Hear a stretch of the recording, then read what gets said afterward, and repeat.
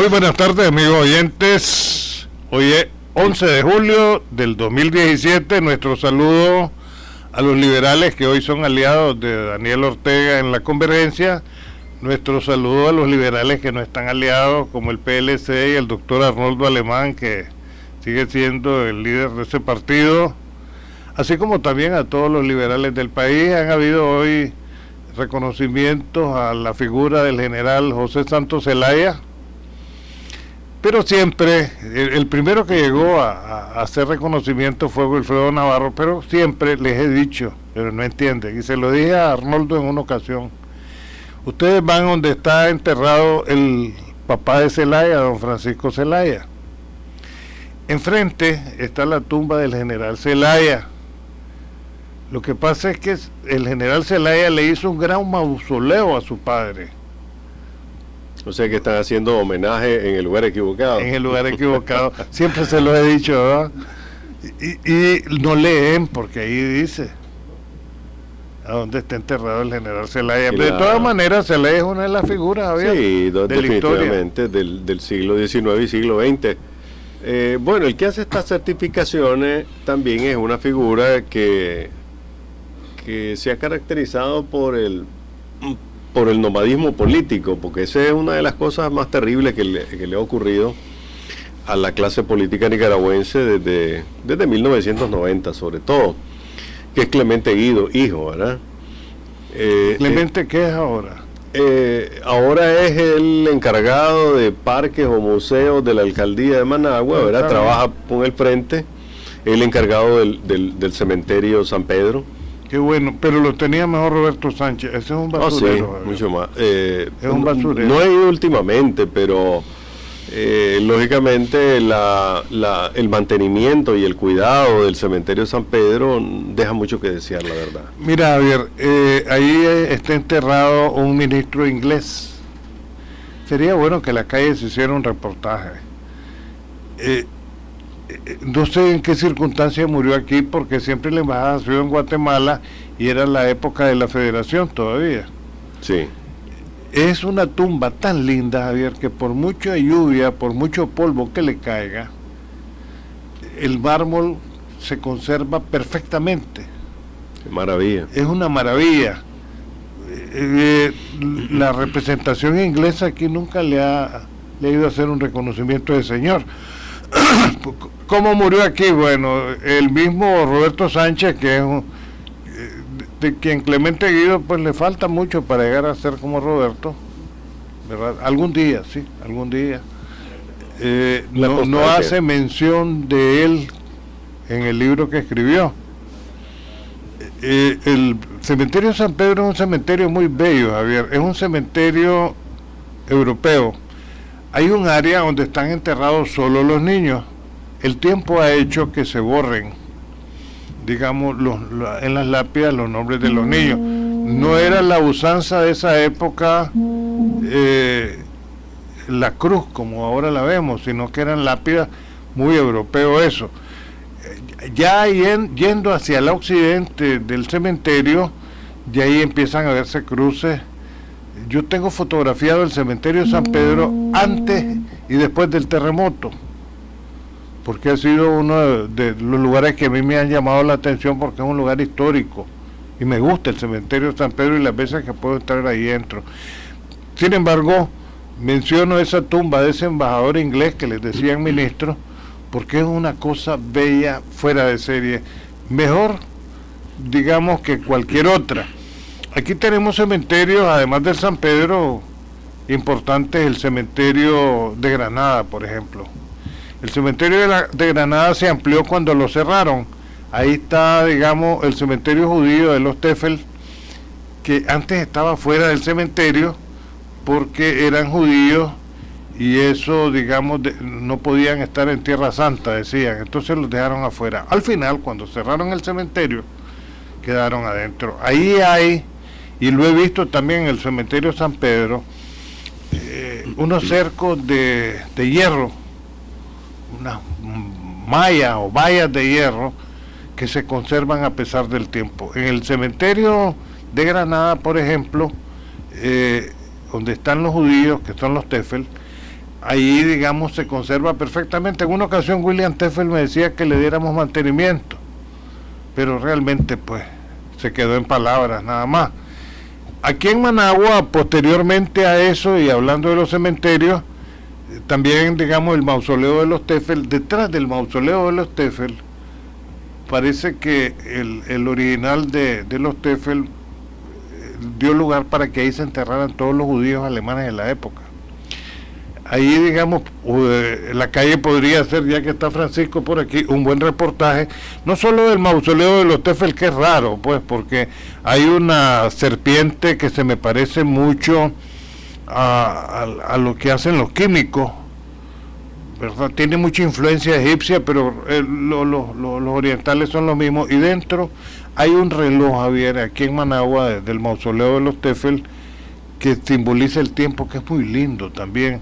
Jacobo Teffel en vida le dio mantenimiento, no sé ahora si le están dando mantenimiento, pero detrás del cementerio hay una serie de alemanes que murieron entre el 20 y el 30, ya cuando habían cerrado el cementerio San Pedro, que vale la pena hacer reportajes. Vos hiciste en una ocasión un reportaje del cementerio de Matagalpa, excelente. No sacaste la tumba de Amado Leitón, que era descendiente inglés, que bien valía la pena.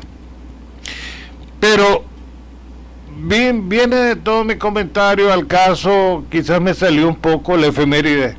Zelaya es uno de los prohombres de este país, autoritario, un dictador, sí, pero totalmente. Hizo desarrollar Nicaragua, porque es una característica, digamos, los mayores desarrollos que ha tenido Nicaragua fue cuando Zelaya, cuando Somoza García, como pacificador de las Segovias, y con Daniel ahora, que se ha hecho una urbe esto.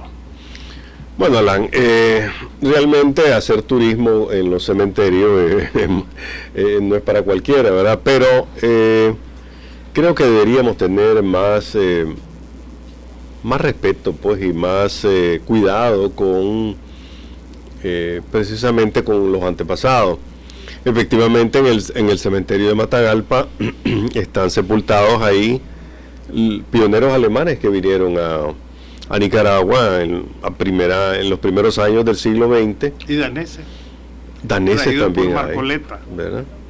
Y aunque te digo, pues, hacer turismo con estudiantes o con eso en los cementerios no parece muy atractivo, pero sí puede ser un lugar para enseñarles a los niños sobre la migración a este país. Aquí poco se habla, por ejemplo, o se enseña de que en Nicaragua hubo muchas corrientes migratorias que terminaron forjando este mestizaje. Javier, ¿qué es lo que ha pasado en Nicaragua? No tanto en esta época, en la misma época de Arnoldo. Yo me acuerdo que le dije a Arnoldo, mira, rescatemos León Viejo. Me puso mente y se le olvidó. Desde los Somoza. Este es un país, digamos, en que los templos se han caído porque... Están trabajando en León Viejo ahorita, sí, unos franceses que vinieron. Unos franceses. Yo le decía a Arnoldo, hacemos ahí un restaurante, hacemos un lugar atractivo, pero aún... Sí, está descuidado como objetivo turístico, que debería serlo, está descuidadísimo. Pero si nos vamos, yo tengo la llave, por ejemplo, que se la compré a un campesino de ahí, de la iglesia La Merced, de esa época. Pero volvamos, Javier. Historia, y claro. La tengo a buen recaudo. Creo que en una ocasión te la enseñé. Pero vámonos más atrás, Javier. Todos los gobiernos. Aquí, digamos, lo que pasa es que no ha habido, digamos, una buena dirección de cultura en ninguna época.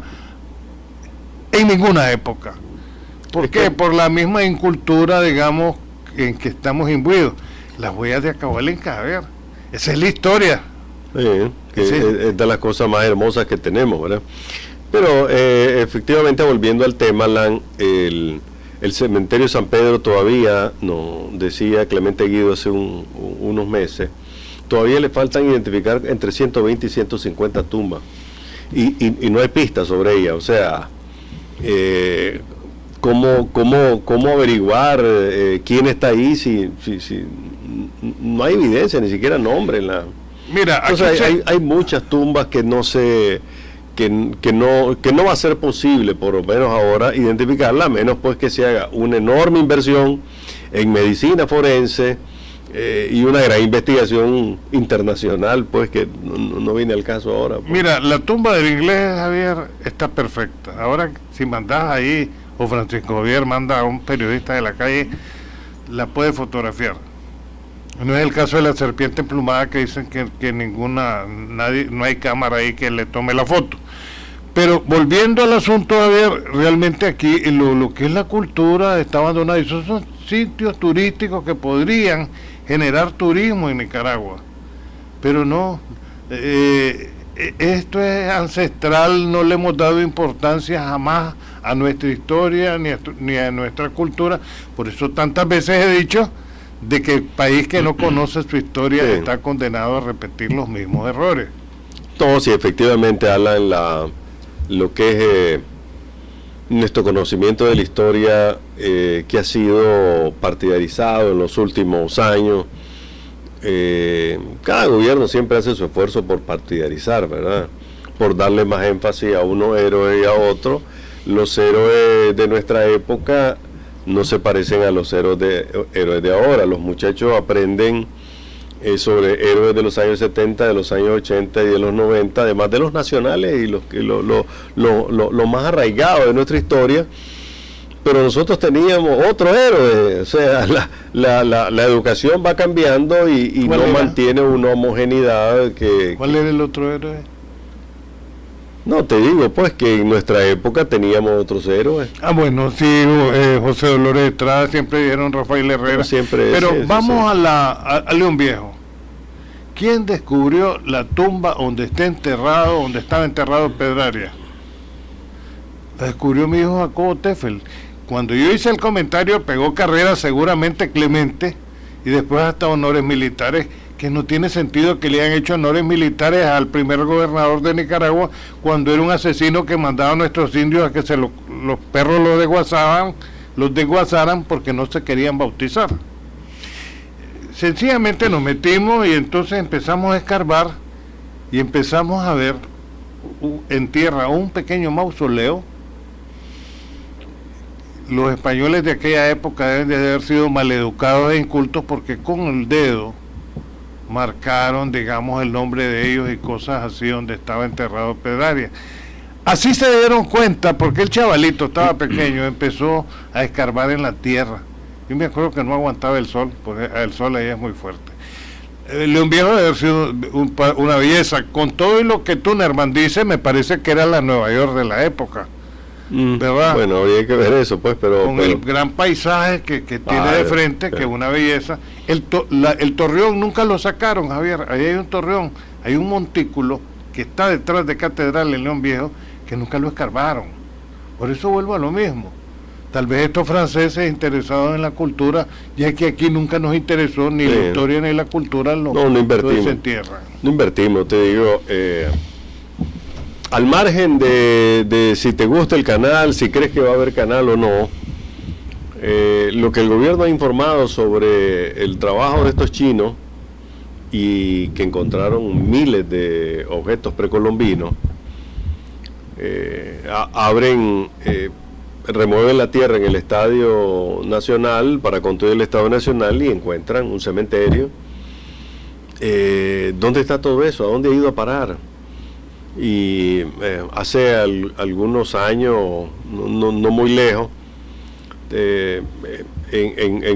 ahí en Villa Sandino, de unos parientes, vi que me comentaron que un finquero se fue y comenzó a preparar la tierra y empezó a salir la cantidad de objetos precolombinos que no sabemos qué hacen con ellos.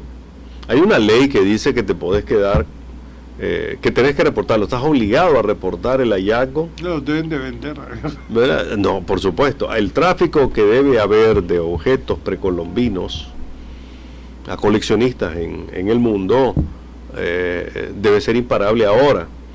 Entonces, la ley dice que vos tenés que reportar inmediatamente a Patrimonio Cultural, la alcaldía local o el Instituto de Cultura. Puedes pedir que te dejen como como guardador de esos bienes, vos respondes por ellos. Si se quiebran, si algo les pasa, si se te perdió, vos respondes por ellos porque te depositan en tus manos un bien de la nación. Pero realmente no hay una política financiada, porque leyes hay, pues, y puede ser que haya mucha intención y ganas de hacer bien las cosas, pero no hay dinero, ¿no? Hay otras cosas que reciben un presupuesto mucho más cuantioso, que es la protección de nuestros bienes ancestrales, culturales, que son importantísimos. Eso de los hallazgos constantes de objetos precolombinos, Alan, a mí me llama la atención porque quiere decir que no tenemos un mapa muy claro de dónde hubo asentamientos indígenas, qué sitios podrían ser muy ricos en esa herencia. Porque de repente aparece, pues, en Managua empezaron a hacer el estadio, removieron la tierra y han encontrado una cantidad de ollas funerarias, de objetos, de restos humanos impresionantes, pues. O sea, ni siquiera la alcaldía sabía, pues, que ahí tenían un cementerio indígena. Tal vez no tenía por qué saberlo, pero si la Dirección del Patrimonio Histórico estuviese dedicada a eso con suficientes recursos, pues podría empezar a mapear todo esto y empezar a cuidar todas estas cosas, ¿verdad? Hay otro punto ahora que Francisco Javier viaja al norte. Está obligado a viajar al norte ahora. El mejor museo que tiene Nicaragua está en Ciudad Antigua. Es chiquito, Javier. Seguramente es como donde está Benjamín y estamos nosotros, y ahí están los santitos que se traían en madera de España. O sea, es impresionante. En aquel momento, cuando yo llegué a Ciudad Antigua, se pagaban 10 córdobas. Ciudad Antigua, digamos, se hizo de una de las ciudades más lindas de este país. Después que San Antonio, Texas, o Texas en su momento, y Ciudad Vieja fueron asediadas por los ingleses y los indios miquitos, y entonces se vinieron replegando y fundaron Ciudad Antigua, y así se quedó. Es el caso, por ejemplo, Matagalpa. ¿Quién trae, digamos, a finales del siglo XIX aquí a los daneses y a los alemanes? Marcoleta, que era el canciller de Nicaragua, y se asentaron en la costa atlántica, les regalaron tierra, pero empezaron a hostigarlos los ingleses y los miquitos, y tuvieron que replegarse y se vinieron a Matagalpa. Otra parte a Estelí y otra parte a Jinotega, más que nada, digamos, por el asunto del clima, seguramente, aunque aquí en Managua había mucho alemán, que fueron confiscados por Somoza, y de ahí surge el capital de Somoza, porque el que ha llegado aquí es a hacer plata. Sí. ¿Verdad? Ahí nomás, creo que una vez lo conté y lo traigo a colación de nuevo porque estamos abordando el tema.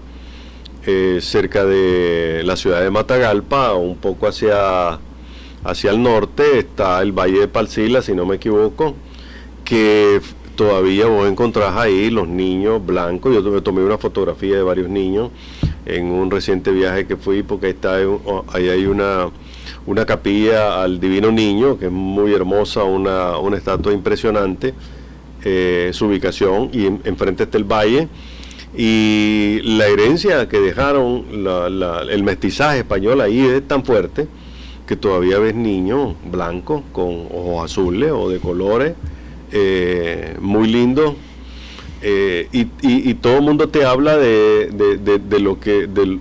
toda la españolada que ahí se asentó desde tiempos inmemoriales, ¿verdad? Pero ¿sabes por qué, Javier? Aquí hay leyes que funcionan en Managua, seguramente en León, Granada y Chinandega. En el monte o tierra adentro, la muchacha empieza a parir a los 13 años. Ya se la llevaron, sí, preguntar por ella y ya se la llevaron. Entonces esas mujeres no salen de su lugar y se quedan ahí criando hijos. Y ya a los 13 años ya son mujeres y son amas de casa. A los 15 años ya tienen dos niños, 3 niños. Vos lo ves también al lado de Huaco. Yo me acuerdo cuando Morena había un campesino que andaba una de esas ollitas, una calabaza. ¿Y qué es lo que bebe usted, le digo, amigo? campesinos pelos rojos o claros. Vino, me dice, yo lo hago. Es una costumbre de mis abuelos. Así hacen vino a ese lado, Javier. Bueno, ya sabemos lo que es eso. No es cususa, era vino. Bueno, es por eso, pues, según el refinamiento que se le dé. Pero en fin, Alan, para no dejar escapar el tema, realmente todo lo que son muchos de nuestros patrimonios culturales, herencias, se han desperdiciado y no sabemos dónde están. Te digo, ir a San Jacinto y ver lo que hay, eso es ínfimo, eso es muy pobre lo que hay. Que te metes en los asuntos culturales a fondo, porque así es. Ahí está otro reportaje para la calle. Hay una especie de castillo, o de torreón de castillo, en León. En esa época, a finales del siglo XIX y a principios del siglo XX, como sucede en Niquinomo también, los muertos iban en gavetas. Los han ido saqueando, Javier, han abierto todo, buscando algún anillo, una prenda de oro, y lo que hay son huesos, Javier. Sí, efectivamente, ¿verdad? Y bueno, yo creo que el mérito de conservar, digamos, tumbas de antepasados es un legado, es una tarea que han hecho las familias, los que han podido, ¿verdad? Pero efectivamente hay mucha gente que ha sido importante en nuestra historia, que tiene tumbas muy humildes y que ni siquiera tienen las alcaldías, pues digamos, por lo menos la generosidad de incluirlos en una lista especial en la que se le va a dar mantenimiento, pues, maestros importantes, obreros importantes, líderes importantes que están ahí en sus tumbas, pues como que mira, descuidado totalmente. Toño y Emilio Pereira vendieron el ferrocarril, una lástima, siempre lo vendieron como chatarra. ¿Cuánta falta hace hoy, fíjate? Sí. Ese ferrocarril entre Managua y Ciudad Sandino hoy estaría descongestionando de transporte a Managua. Mira, el autocarril, ¿te imaginas trayendo todos los días a cientos de personas? Sí, pero volvemos al business y el enriquecimiento de los que llegan, y el poder es efímero, Javier. Yo me acuerdo que tu abuela, la Josefana, me llevó al Viejo, que esa es una iglesia que realmente no solamente debe ser declarado, si ya lo fue, ya está, patrimonio de la humanidad, sino también, digamos, motivo de que se destine un presupuesto para el mantenimiento. Pero me acuerdo que tu abuela me llevó, nos fuimos en tren hasta Chinandega y ahí agarramos otro tren porque era más corto para llegar al Viejo. Son ciudades lindas. Y esa basílica es impresionante. Sí. El Realejo ahí por Corinto todavía conserva cosas. Ahí está un convento de la época de los españoles, petrificado ya. Pero nada de eso. Volvemos a lo mismo, no ha habido no sé, a través de la historia, nadie que se interese aquí en la cultura de este país. Y a mí me parece que lo peor que le ha ocurrido a nuestra historia es justamente la intención de muchos líderes de acomodarla a sus propios pensamientos e intereses, ¿verdad? Y eso es lo que ha vuelto dañino, ¿no? Porque quitas a uno y pones el otro porque ese es el tuyo y hay que reconocer más a este que al otro. Mientras la historia está en manos de políticos, yo creo que va a ser difícil que la podamos conocer en su verdadera dimensión, ¿verdad? Así es. Los liberales, por ejemplo, ya para ir cerrando el tema, no les gusta que le diga que Zelaya fue un dictador, pero lo fue de muchas maneras, ¿no? Pero hizo progresar este país. Sí, efectivamente. Por eso me gustan los gobiernos fuertes a mí. Bueno, a mí no, a mí me gustan más democráticos, de gobiernos que realmente respeten a la gente, pero porque nos va a quedar digamos, como una tara histórica, no sé cómo llamarlo, que solo bajo gobiernos fuertes y dictatoriales ha avanzado el país. No puede ser. Los conservadores van y dicen, bueno, aquí hay un caso distinto, los 30 años conservadores, nosotros tuvimos grandes hombres, pero hay que ver qué época era. El ciudadano, para poder votar en ese tipo de elecciones, tenía que tener cierto capital y demostrarlo. La mujer no podía votar. Entonces, efectivamente se hicieron grandes cambios en el periodo de los conservadores, pero que nos quede como lección o como herencia de que solo bajo gobiernos fuertes podemos avanzar y modernizar el país, me parece que es algo terrible para Nicaragua, ¿no? Esa no es la herencia que deberíamos dejarle a nuestros hijos. Vos estás bien metido en el asunto de los satélites, Javier. Todavía no. Me decías que ahora que estuviste en ese estudio estabas viendo lo del tiempo. Vienen tormentas, que no hay canícula. Bueno, el calor que está haciendo es de verano. Ahorita que veníamos para la cabina, Alan, el calor es impresionante, ¿verdad? La sensación térmica es terrible, pero no hay duda que la teoría de si va a haber canícula o no va a haber canícula está en el aire. Ineter no ha querido decir nada, pues se ha equivocado tanto que no quiere agregarle uno más, pero ya tenía que haber dicho, estamos a 11 hoy. Teóricamente dentro de 4 días... Una tormenta que viene, está entrando por Costa Rica, que es de padre y sin arresto. Ahí viene otra onda tropical o otra vaguada tropical más bien, y parece que esta van a ser tardes de lluvia fuerte. Tardes de alegría. ¿Verdad? Y mañana es muy caliente.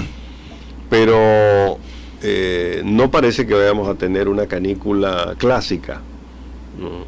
O sea, un periodo seco. Finalmente, Javier, el petróleo sigue reculado, aquí sigue subiendo la energía. Ojalá que el pingüino no lleve a César Zamora porque nos va a dar otro zarpazo, ¿verdad? No, César ya dijo que no va a haber incremento, no debería haber incremento. Gracias, el resto César, del año, qué generoso que sos, ¿verdad? ¿Cómo te lo agradezco? Pero ahora le toca al general. Hay que reclamarle al general que... Ese se está ganando su pollo ahí tranquilo, y es César el que da la cara. Y el diésel y la gasolina para arriba también, y el petróleo es reculado. Eso es lo que no entiendo, nadie entiende por qué sube aquí la gasolina, Alan, si efectivamente no hay una justificación en el precio internacional. La gasolina en Estados Unidos está a la mitad del precio que en Nicaragua. Hoy estaba viendo un precio de Virginia en 1.19 el galón el día de hoy. ¿Qué harán con tanta plata, digo yo? Porque si la sacan le da seguimiento a la CIA. No sé, pero definitivamente aquí hay un monopolio, un cartel de distribuidor de combustibles que es el que pone los precios. Ni siquiera se digna a decirle a la gente, lo hacemos por esta y estas razones, les explicamos por qué. No se sienten obligados. ¿Por qué? Porque todos sabemos pues que ahí está la mano del frente también que está metida en este negocio y no quiere que en lo absoluto nos demos cuenta de qué pasa. Pero que haya subido esta semana y que haya subido tanto como las 3 rebajas anteriores, porque, a ver, cuando rebajas son migajitas y de repente baja 3 veces y de repente te dan un solo incremento donde te recuperaron las 3 rebajas que te hicieron. Y el petróleo bajando. Ahora, si baja el petróleo, baja el búnker. Así es. El cuento es que el búnker ha subido. Bueno, el tiempo se nos fue. Hasta mañana.